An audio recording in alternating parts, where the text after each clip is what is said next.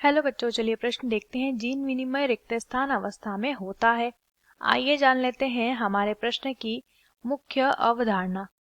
हमारे प्रश्न की मुख्य अवधारणा है, हमें बताना है जीन विनिमय किस अवस्था में होता है, ये हमें बताना है। जीन विनिमय कौन सी अवस्था में होता है, ये हमें प्रश्न में पूछा गया है। देखिए, सबसे पहले तो जानेंगे जीन विनिमय के बारे में। जीन विनिमय क्या होता है? जीन विनिमय जो है दो समजात गुणसूत्रों के मध्य होने वाली प्रक्रिया है। दो समजात गुणसूत्र के मध्य होने वाली ऐसी प्रक्रिया जिसमें दो समजात गुणसूत्र के मध्य, इनके मध्य क्या होता है? जीन का आदान प्रदान, या इसे हम विनिमय भी कहते हैं। इसीलिए इस प्रक्रिया को जीन विनिमय कहा जाता है। इसी के परिणाम स्वरूप पैतृक पीढ़ी के माता और पिता दोनों के गुण संतति में आते हैं।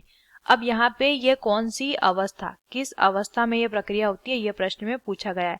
तो देखिए, जो अर्धसूत्री विभाजन प्रथम होता है, जो अर्धसूत्री विभाजन प्रथम होता है, इस अर्धसूत्री विभाजन प्रथम के अंदर पाई जाती है पूर्वावस्था प्रथम।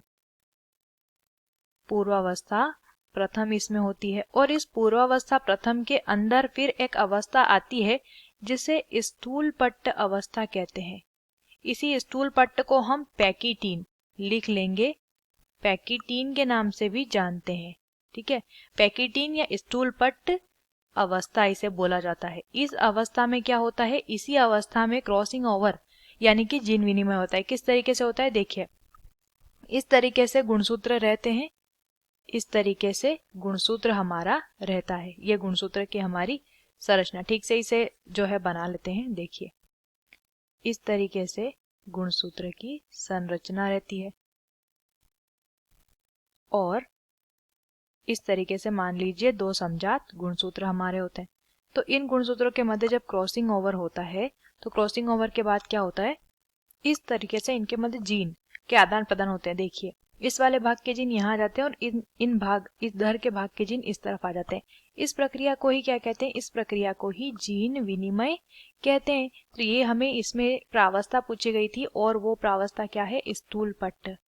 स्थूल पट्ट अवस्था के दौरान ये होता है। आशा करते हैं आपको इस प्रश्न का उत्तर समझ आया होगा। धन्यवाद।